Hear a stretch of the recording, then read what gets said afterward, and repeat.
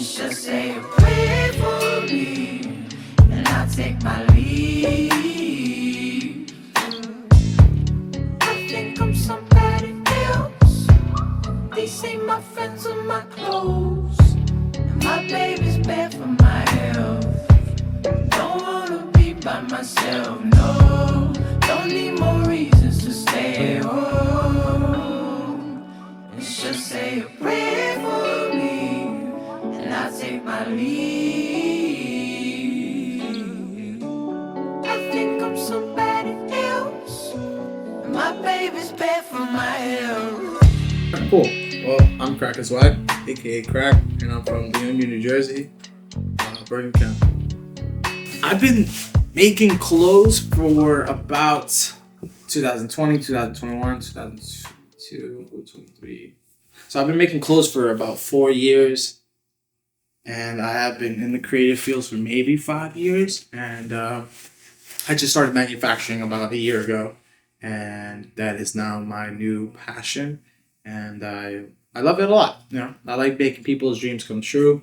I like having them put their faith in me and their creative abilities just towards me, and I get to complete that task and kind of make them feel like I made their dreams come true in some capacity.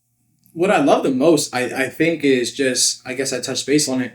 I love making somebody's day by telling them yes. Like, I could tell you yes because I know I can, because I studied so long. Even though I've been doing this for 2 years, manufacturing, I do this day in, day out, 24/7, all day, every day, and I feel like I'm a bit knowledgeable in the field of fashion and manufacturing. Even though my shop might not be the biggest, but I definitely have a lot of knowledge where it surpasses this 800 square foot studio, aka print shop. I like seeing people's faces lighten up when I hand them their product or hand them the sample that they never thought could be possibly made. Nah, yeah, it's physical. I did a shoe for this brand called Keep It Playa, and when he got the shoe, he was like, "Oh my God, I can't believe I just did this is here in my hands." Or when I made the sunglasses for him, it was my personal design, but then I ended up giving it to him, and he ended up making a whole shitload of money. And he showed his mom, and his mom started crying.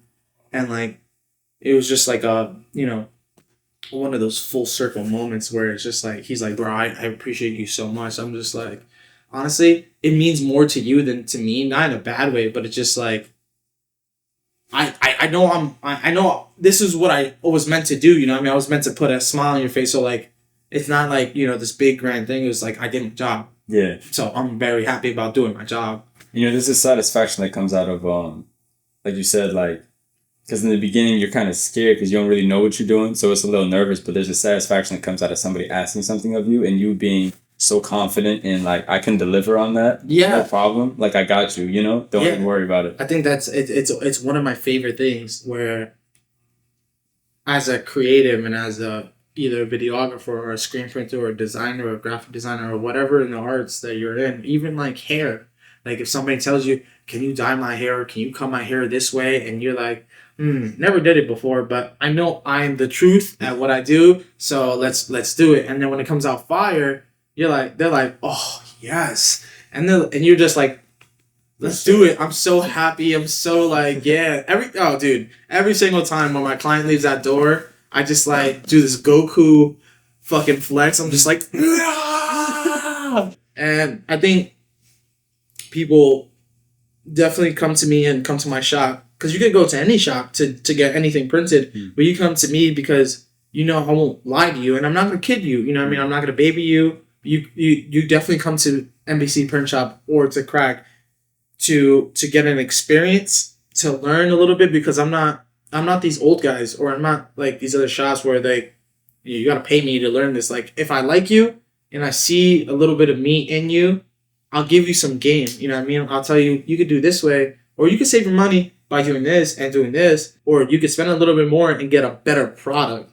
And they're like, "Yo, honestly, I appreciate you because I didn't even think about that." And I'm just like, I'm doing my job. You know what I mean? I'm just doing my job. I'm happy about it. You know what I mean? I did I did the shitty work. I did the long hours. I did the long nights, so you don't have to. You know what I mean? And that's why I sell classes and stuff like that.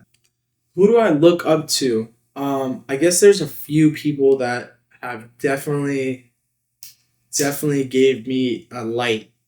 I guess we'll go. Well, so I wrestled my whole entire life, and the three people that definitely shaped me to be the man who I am today, and I will give them 100% credit. Well, more four people. My coach, Coach Service, Coach Cadmus, Coach P, and Ziggy, who was my off-season coach. Just within the 4 years of me wrestling in high school, I learned how to stand up for myself. I learned how to respect people in general. I learned how to hold the fire in. I learned how to release the fire, when to release it. Yeah, those three men really shaped me for who I am today. Like, I really, without the sport and without those four gentlemen, I would not be the man I am today, and I'm eternally grateful for them. And then I guess another person I look up to, it may be cliche to say, but it's my mother. My mother is like the light in my heart. I always tell her this now, but I want to be more successful than my mom. You know what I mean? My mom is, in my eyes, the most successful person in our family, on her side, well, my mom's side of the family. And just to look at my mom every day, to like see her go to work and be the person that teaches. She teaches fucking generation worth of people, like dentists. And it's just like, it's so crazy to see, like, when I go to my mom's job or when I go out with my mom or whatever, you know, I hear people like, oh, Mama G or Dr. G, like, I'm like, you know, it's just such a pure moment that I get to see my mom do all these things. And as a single mom, you know, doing it, trying to go to medical school and doing it well and buying a house, like, those are the things I always look forward to. And I just look at my mom like, damn, you're the fucking coolest person I've ever seen, and I'm so grateful. Like, I always tell my mom, like, I'll find you in every lifetime. Like, it's the most pure love I've ever, like, I'm so glad I got to, like, see you and be in this fucking, oh my gosh, it gets me so emotional. Like, I really love my mom, and that's, like, my number one hero. So, Mom, if you ever see this shit, you're the best. But, yeah, that's one person that, like, I strive to be better than. Like, and I tell her, like, Mom, don't ever feel like away, but I need to be better than you. Like, like, I want my daughter to be better than me, and her kids or his kids or, like, my kids be better than the past. And I want to leave an impactful, like, footprint. You know what I mean? Like, I want to, like, leave a legacy for me, and I don't want to be forgotten when my time is gone. And I want my kids to be like, you know, this is I may have never met him, but from the stories that I've heard passed down, like, he left a footprint, you know what I mean? And I want them to look at me like, I may have not met him, but, like, he left the foundations. I want to break the trauma cycle. Yeah, the cycles of trauma. And, yeah, those are the 5 people that I look up to my whole entire life. Growing up, more so. But there's so many people that I look up to now that give me like a new fire. You're one of the people that give me, like, I'm like, oh, you're so fucking good. Like, you're so good. Yeah, like, it's like I see somebody that's my age, like, killing it, and I don't see a lot of people killing it. And when I look at your page, I'm like, oh, I gotta get better than him at something. Like, what I do, I have to one up you. And then when I see your stuff, I'm like, ooh, motherfucker, he's good. There's a woman named Sasha. She's a hairdresser. She's fucking really good at her job.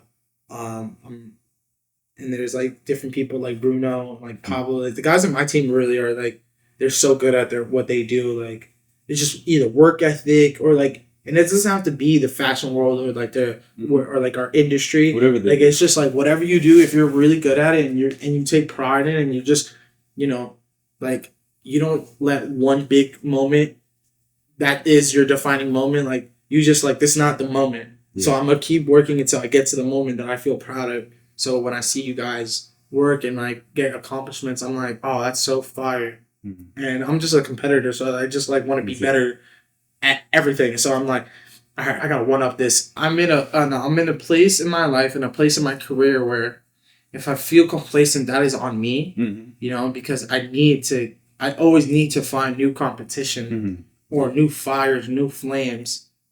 So then I either look at the people around me, and if the people around me are not doing what they're supposed to be doing, some people get lost in the sauce, and that's okay because we all do.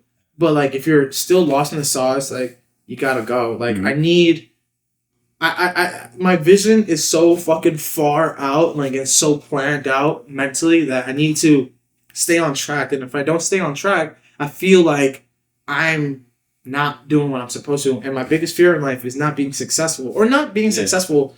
Like, I don't want to have regrets when I'm like 75 or 85 or whatever age I get to live to.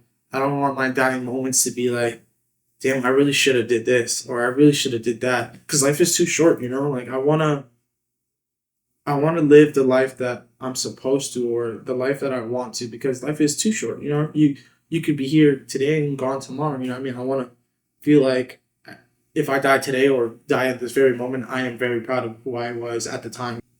5 things I cannot live without. 5 things I cannot live without. Number 1, my dog Electra. Can't live without that one. The very essence of my soul. The second thing I can't live without, probably my PS4. I love that so much. It's brought me so many great memories. The ability to do combat sports, just combat sports, I can't live without it. It's so ingrained into my soul and my DNA that I need it. That's 3. The 4th one, I think like taking pictures, like film, like just film in general. Like I love capturing the moments. Like I have like actually like now Polaroids in my bag. Just pictures that I've taken so far that I'm gonna take from here to go home. But yeah, I love taking pictures and film pictures because I could physically remember where I was and who I was at the time when I took that picture. Yeah. And then when, you know, people grow and do what they do and then they look back at that picture like, damn, when was this? I'm like, I'll tell you exactly when it was. It was this time and this event and this thing. I think that's 4. And then 5. What is 5? I'm not married materialistic. I'm not married that word. So it'd probably be like food. I love food. Like food in general. I spend a lot of my money on food. I like creating experiences. I like creating company and like having company. So yeah, food of all kinds, of all cultures.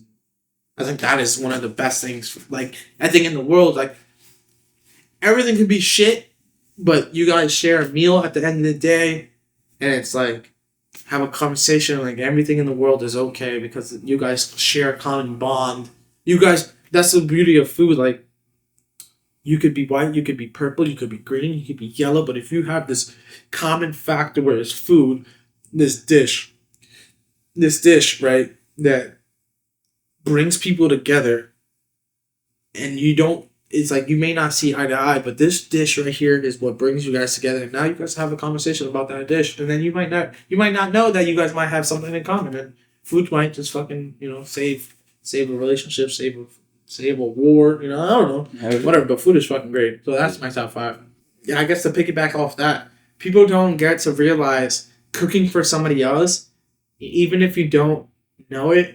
Like, when your grandmother ever made food for you? Oh, yeah. And it tastes so fucking good. It's not because of the ingredients that she put. It's because of the love and the energy she put into this dish to give to you. Even if it's fucking harina or fucking rice and beans. It's just like, I can speak for experience because my grandma cooks for me and she like really cooks. Like, it feels like she put love into this dish. And when I eat it, I feel good about it. So I would get a bowl of harina tattooed on somewhere on my body because that's a dish that I would always remember. So it's gonna be in a bowl of harina and a glass of malta. It's like a Spanish drink. All the time. Yeah, and that's exactly how I remember I will always forever remember my grandma by the dish.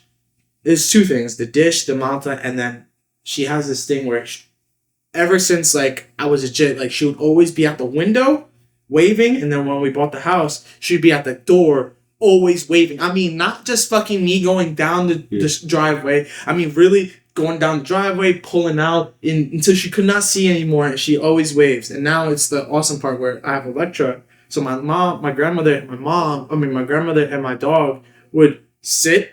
Well, it'd be here, Electra would be here sitting down, and my grandma's just always waving. So I think even when her time is to go, I'll always think like she's here with me, just waving every single time I leave somewhere. Korean barbecue is definitely up there. There's this ramen spot that I go to 2 to 3 times a week. It's called Menya Sadame. There's one in Fort Lee. That is definitely my grounding food, where it just grounds me and like I can really start my day. Like, okay, boom. Spanish food is really fire. Oh yeah. But I've grown up eating it 24/7, so I get used to it. So I guess that's my third. But yeah, pasta. I kind of a slut for pasta. Yeah, me too. I love pasta. Like my ex-partner, she used to cook. It was simple. It was sausage, like cut up sausages, like sweet and spicy sausage with like penne and like olive oil and garlic or whatever she put, with a little bit of Parmesan cheese with green and red peppers and broccoli. Oh my god. Sounds really good. So when I started cooking, that was like all I ate. Yeah. I was like, I don't know how to cook, but I do know how to make this. So I'm gonna make that. Yeah, that's one of my favorite fucking meals. Jamaican food is fire too. Yeah, it is. Top 5 favorite movies. The Power Rangers from VHS. The Professional with Leon. That's a good one. What's a good one? Pulp Fiction is a good one. Atlantis. Treasure Island is a favorite of mine. They alternate, you know? Mm-hmm. Sometimes I feel like one movie is my favorite and then the next is not. Yeah. The Professional is my one. What I'd like to do when I'm not working, I guess it depends. Like, but yes, jiu-jitsu is definitely my top one. I like the wrestling and jiu-jitsu just been like, it makes my life like really whole, and I guess it's the foundation of, I guess, the glue into my life, because like if I can't do it, like I feel missing and I feel like fuzzy. I like to go to the movies a lot. Like I grew up going to the movies with my mom, so going to the movies is definitely like my love language. But I love to eat. I think eating is like one of my favorite things. Like I just love eating.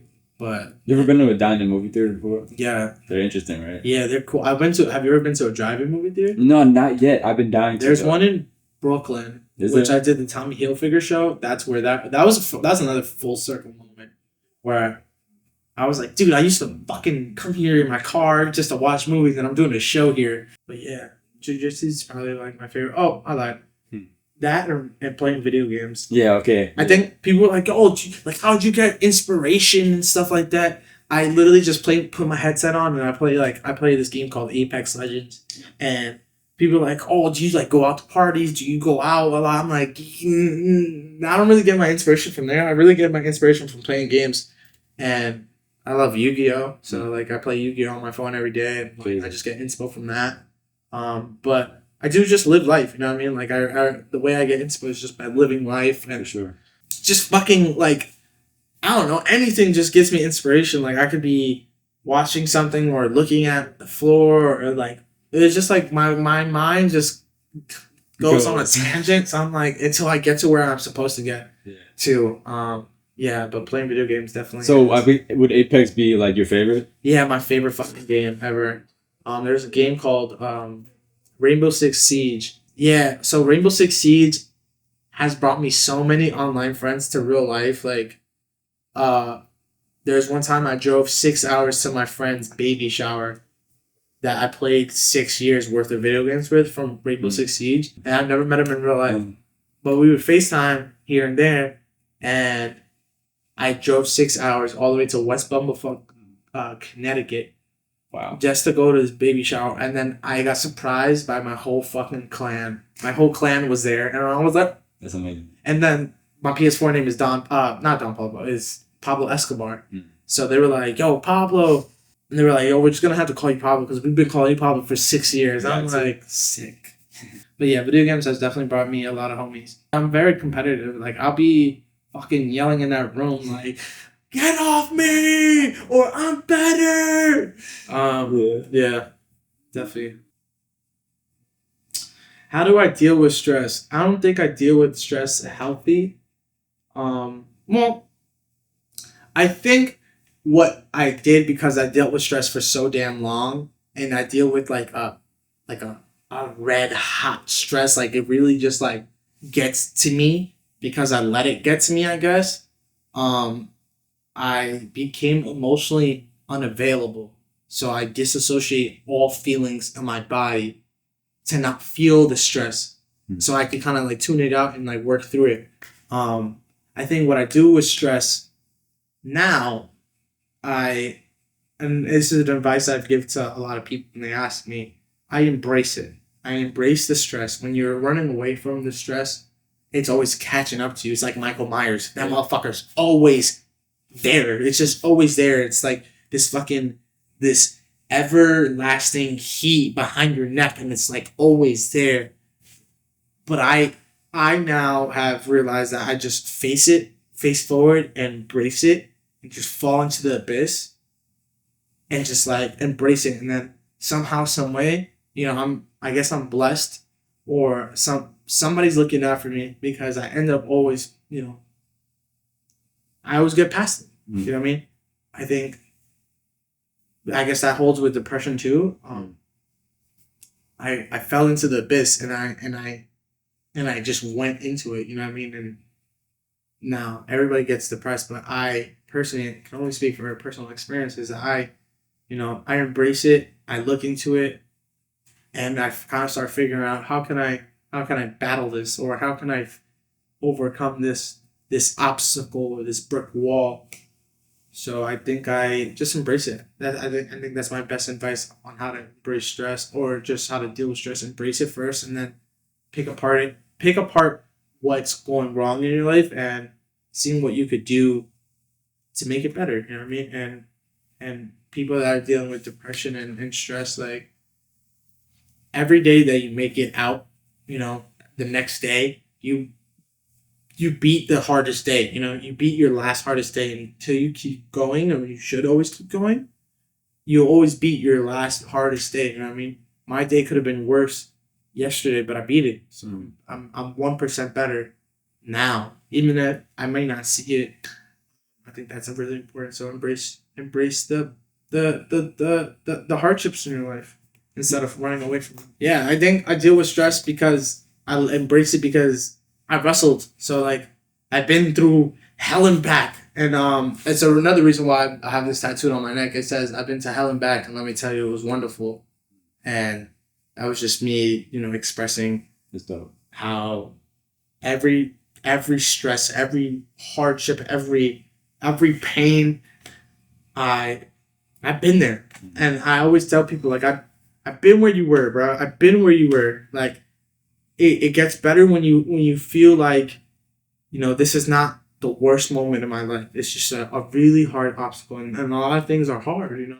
Like, if life was easy, then everybody would fucking make it. Or if my job was easy, then there'd be a million print shops, but there's not. Am I happy? Yeah, I'm happy. Yeah, I'm actually super happy about my life. I got to do things like that I never thought I'd be able to do. Like, I'm out here just taking head on, taking the charge head on, and I don't know. I there's nothing to be sad about in my life per se. Like, my life is stressful as fuck, but I'm here. You know what I mean? I get to live life. I get to eat the food I want. I get to drink the water I want. I am definitely happy. I think I stopped looking at, like, I gotta be here, and I'm just more happy. I'm just here. Like, wherever I'm at, I'm happy. And I think I started feeling that way as soon as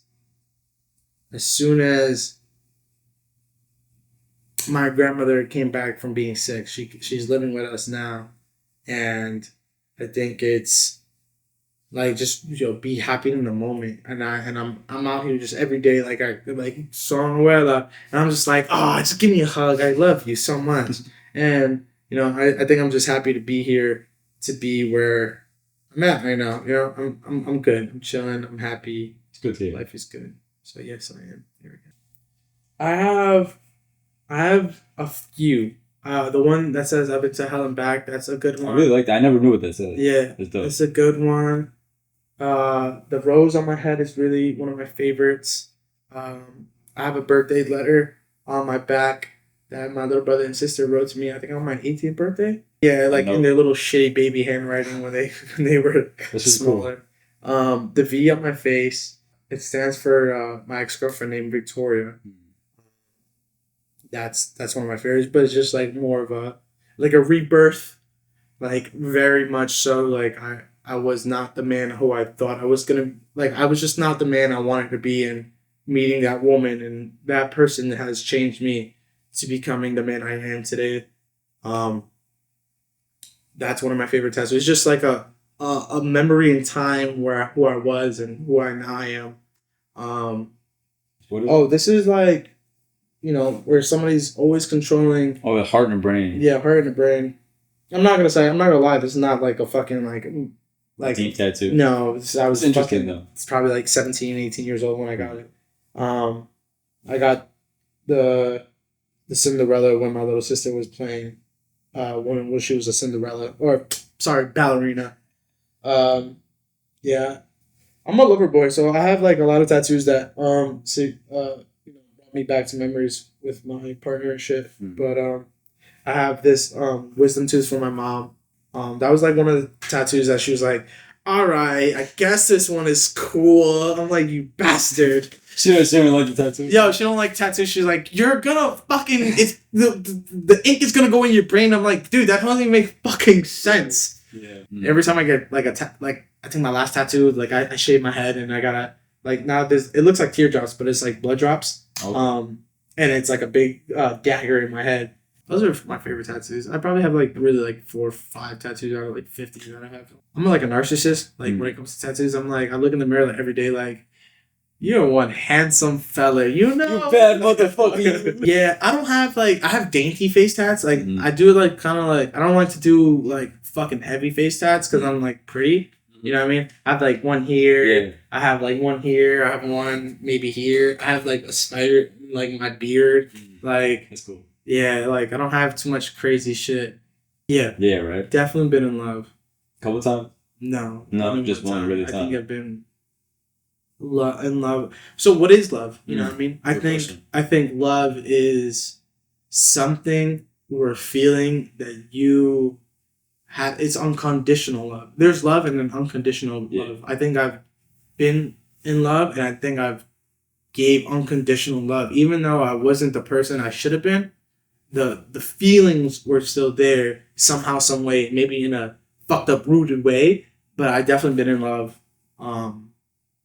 Yeah, I think being in love is accepting all the flaws in the person you are with, your partner, and wanting to, I guess, feel that feeling forever. And I guess you could love is not the same. Love grows and love evolves, and I think it's really important for people to kind of understand that. You know what I mean? Like love could change over time.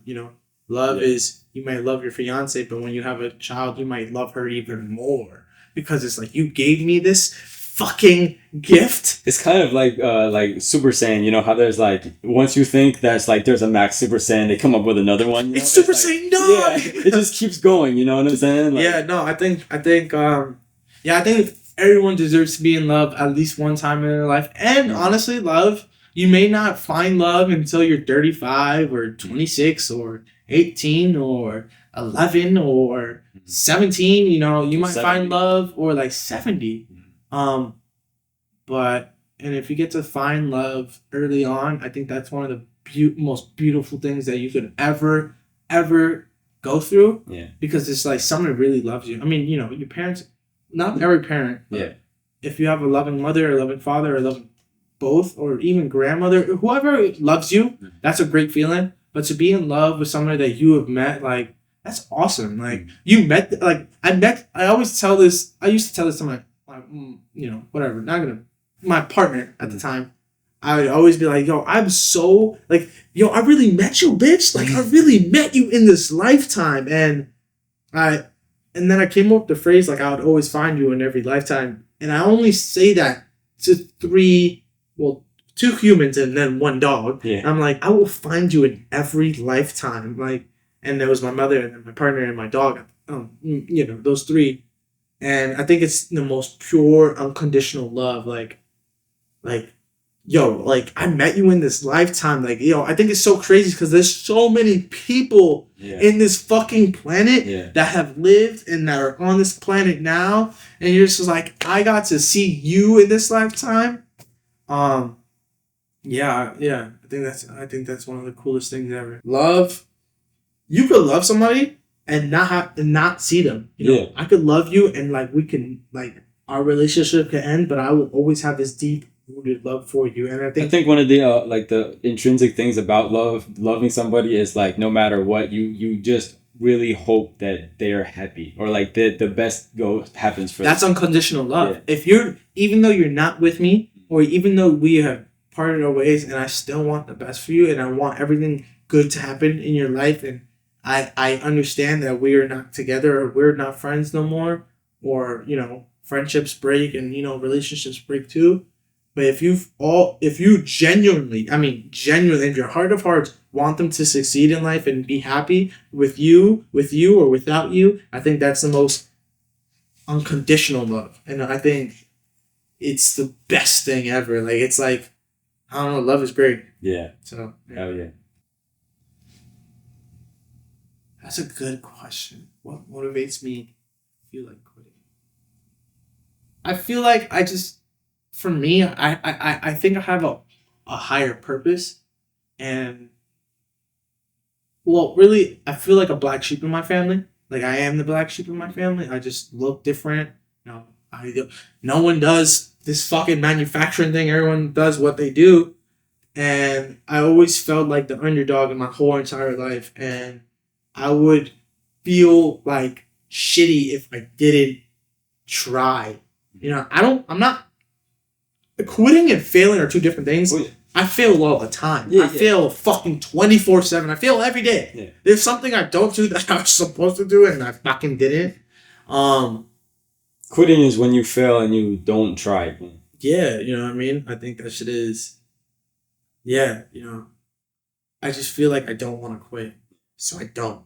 But also it comes to the person that motivates me most, like my mom. You know what I mean? She ain't quit. If she quit, then I would probably not be here right now. So literally, I think it just brings a fire in me, and I don't know. I have this. I'm very mentally strong, but also very mentally drained. I guess that's why I'm drained so much because it takes a lot out of me. But I'm able to hold this fortress up for so long. But when I let it go, I'm just like, oof.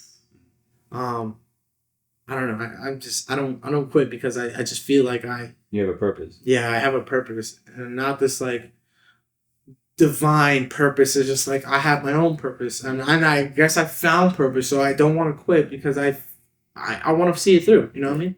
Even if it doesn't go nowhere, I just want to see it. I want to know. You know what I mean? I just want to know. I don't care where it takes me. I just want to know. Like I just want to just find the end, you know. I want to get to the end of the movie.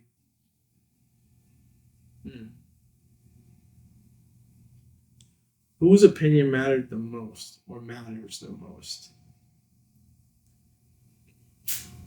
That's a good question. Everyone's opinion matters to me, but not in a superficial way. I guess I want to be, I don't know if it's an ego thing, but I want people to like it, you know, like what I do, because I don't do something that doesn't require somebody to like it. I do something that requires it. You know what I mean? I'm not a tech, or I guess everything requires somebody to like it, but like I'm dealing with people's emotions and dealing with people's dreams and stuff. So I guess my mom's opinion doesn't really matter to me, but like it matters a lot to me. Yeah. But like I don't know, like I don't think anybody's opinion matters to me because I'm gonna do it regardless. I think that's been my thing, my shtick. So your opinion. Yeah. Because I do things that I like. You know what I mean? Like, example, I want to go to a fucking ball. Balls where voguing and like dancing and walking. I think that shit is fucking lit. Where my friends go, no, because they're insecure. But I'm like, I would fucking love that shit. I want to see that. I respect those artists and I respect those dancers and I respect those models so much. Yeah, I don't think anybody's opinion matters more than mine. Mm-hmm. As it should. Because like I dye my hair, I paint my nails. I don't do it for anybody else. I do it for me. You know what I mean? I guess that just comes with the territory of being raised by women all my life. So, my name comes from this artist named Keith Haring. And Keith Haring was an artist in the 80s, and then I don't know if I think he died in the 80s, or maybe in the early 90s, when the AIDS epidemic. My mom was a dentist she still is, but she was working at Metropolitan Hospital, and I would just pass it every Saturday or 2 Saturdays. My mom was a single mother. She would take me to her job, and she would, I would always just pass it by. Fucking always had a bagel in my hand, a cream cheese bagel in the morning. Rushing to work, parking at her spot, and I would always see that fucking mural every single time. So I guess when Instagram came to be, I became CRACKISWACK, and then I got later shortened to Crack. Right. And yeah, so it's crazy because people, Crack sounds kind of like, ooh, hardcore, you must be gangster. But when they're like, oh, what's your name? Crack. I'm like, Craig? No, Crack. Yeah. Like crack. They're like crack cocaine. Yeah, like crack cocaine. I'm like, well, I guess so, yes. So, yes, crack cocaine, sure, crack. And then when they have a conversation with me, they're like, I thought you were going to be somebody different. I was like, yeah, duh, I'm not, motherfucker. I'm pretty cool. I'm nice. I'm outgoing and stuff like that. So, yeah, that's where my name came from. Even with, like, the upper clients, they think, like, I'm going to give you my government. I don't know you. Mm. Like, this is who I am. If I introduce you as Crack, that's my name. I hate that. Like, if I tell you my name's Mizu, what's your real name? I just fucking told you. It's not, Like, my fucking name could be fucking Goku, and you better address me as fucking Goku, because that's who I told you I was. Okay. Yeah, no, people, I don't know, people fold. Like, people were like, oh, no, my name is fucking... I'm not calling you that. Yeah. Then don't fucking call. Well, then we don't have to have you. If you know me, if you heard about me, you know my name is fucking Crack. A lot of people don't know me as anything other than Crack. My mom could call me my government. Like a lot. Now I feel good about not giving people my government. And then like women would be like, oh, what's your real name? I'm like, dude, we're not even gonna last more than a 3-minute conversation. Why do you even need to know? You think you have one up on me? You don't. You're not special. Yeah, you don't know me. You know me from social media. That's it. Yeah. Because even if I gave you my real name, like, you don't know me enough to even call me by that. Yeah, so don't call me my real name. Like, I'll have, like, certain people that can call me by my government, and I, fine. But I can hear their voices. So, like, if we're in a room, somebody calls me, my government. Yeah. I'm like, okay, cool. You know who's calling. I had one girl that I guess knew me from high school, and then she tried to... I guess she introduced me to somebody. I was like, oh, my name is Craig. She's like, yeah. I was like, I looked at her like, what, bitch? Like, I haven't seen you in 10 years. You don't know me at all. Anymore, yeah, sure. Yeah, you don't know me at all. And she's like, dude, like, what the fuck? I'm like, am I supposed to stay the same person from high school? Like, I've grown and I'm not even, what the fuck? I think my biggest goal right now is to really, I live off my work, but like really live off. I want to scale. I want to walk into like a warehouse and like, that's mine. Be comfortable off your work. Yeah, I want to be comfortable. By 50, I want to travel. Yeah, I want to travel. I want to travel so bad. Like more. But by 50, I should be well versed in traveling, well versed in these countries. I guess to, look back at 50 at my 20s, be like, you did it. You're doing it. You're still doing it. Like, good for you. Yeah. My lifetime. I guess it goes back to my goal is to not to have regrets. Yeah, right. Do it all, right? I want to do it all. Fail, win, lose. Yeah. I think those are my 3 goals. Yeah. This one fucking gets me. That's a good question because that shit really fucking. I think if I were to tell baby Crack, we'll do 3 stages. If I were to tell the kid in me, I would tell him, life gets a lot better. You will face a lot of hardships in your life at first because you're misunderstood, but don't let that shit get to you. Don't let the things that upset you really get you so angry that you're deep rooted in it now, and you've grown, branches, and you've grown, into the soil where you can't get better. Put up walls. Yeah, I don't want to. I don't.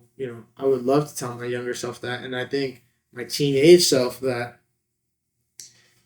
Man, you gotta let go of that anger. You gotta let go of that anger, and it only brings destruction. It never brings anything better than what it is. Anger, red. I definitely would want to tell my younger self, my teenage self that.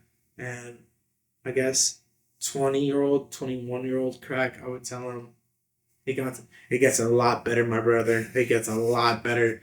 You are in your darkest moments, but I promise you it gets the whole lot better. I think the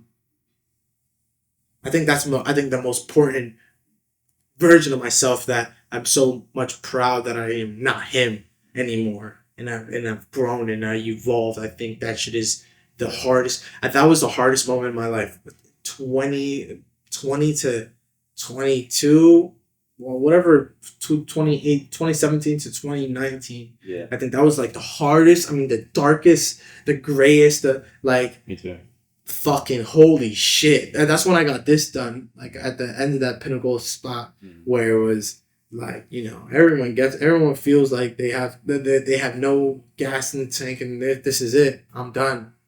And I'm very much so glad that I didn't go, and I ended up going more and more, and I'm evolving to the person I always wanted to become. And I'm not done yet. I'm not even at the fucking iceberg. I'm at the top of the fucking glacier. Oh man, I have been to hell and back, and let me tell you, that shit was fucking wonderful because I could look back at it now and be like, lit. Yeah. I am definitely I made it out. I made it out the fucking gauntlet. It's not a new world. It's motherfucker. I've been here. I've been at the top. I've been at the medium. I've been at the bottom, and I've been underground. I've been. Only place to go is up there. Yeah, that's what I tell people. I'm like, that's why you gotta jump into the abyss, because once you're already down there, you're like, motherfucker, I've been here. You know what I mean? Like, I've been here, so I just look up. So I think those are the advice I would give to my younger self. Give myself a hug. I think giving myself a hug would be probably the best thing I could ever do to myself, because honestly, I love hugs. Hugs are the greatest. Like, sometimes I just need a fucking hug, like just an embrace hug. Like, honestly, like a hug is like one of the purest things. It's like, it's just love, man. Like, sometimes I just need a fucking hug, and it doesn't matter if it's a guy or girl, or fucking they, them, she, he, I, is, fucking Z's. I just need a fucking hug. Like, sometimes if it's a good hug, like, when you tuck your head in, like, you just hold me, bro. Like, just fucking hold me. Just 1 second, just hold me. And you could feel, like, love encased like a caterpillar. Yeah. I want to be a caterpillar. Yeah. I wouldn't go past fucking 1970s. That's for, For sure. Fucking brown. That shit was a fucking bad. I don't know. Maybe I'll travel in the future, if anything.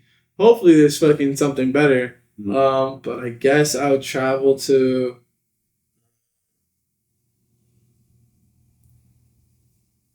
Well, I guess I would travel to my first lineage. I would love to meet the person that were the thing that made me in my family. I think That's a good answer. Yeah, I think that I think one of my, if I had a wish, really, to be honest, it'd to be have a fucking, I mean, like a really long table, right? A really big room, and sit down with my whole lineage. I think like my whole and but I want to know, like, is there any serial killers in my lineage that we just never knew? Like, that'd be fucking crazy to ask. Like, you just see, like, get to know more. Yeah, and just obviously all talk the same dialect, so we all understand each other. But like, yeah, I would like to see, like, do I look like you? Like, what the fuck? Yeah. I think that'd be really, really, really, really cool. So yeah, if I could be any animal, fuck. Ugh. Pick two. Pick two. Maybe like a not a monkey, like a gorilla. Hmm.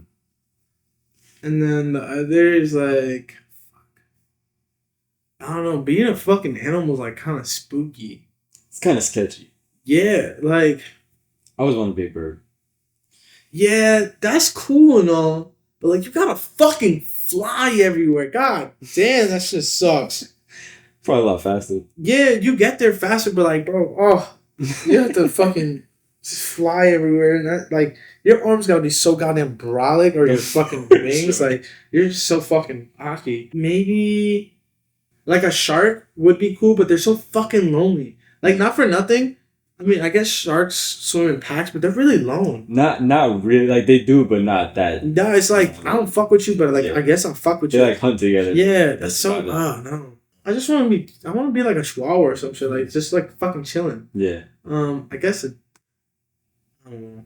Something that like I don't know what it is. Like I fucking love to be Beast Boy. I'm so glad you asked, because I've always been prepared.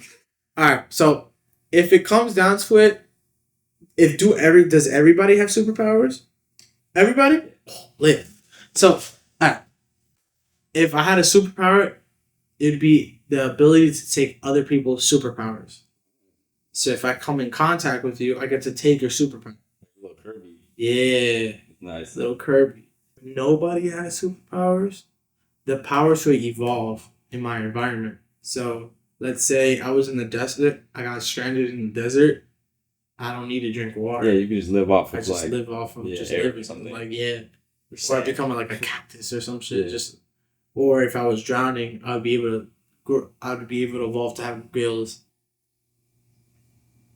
I mean, it's not like I'm not gonna be like, I love the music and all the notes and how it just surrounds me, encases me with love and memory. I like music, but I also I like silence. Music is cool though.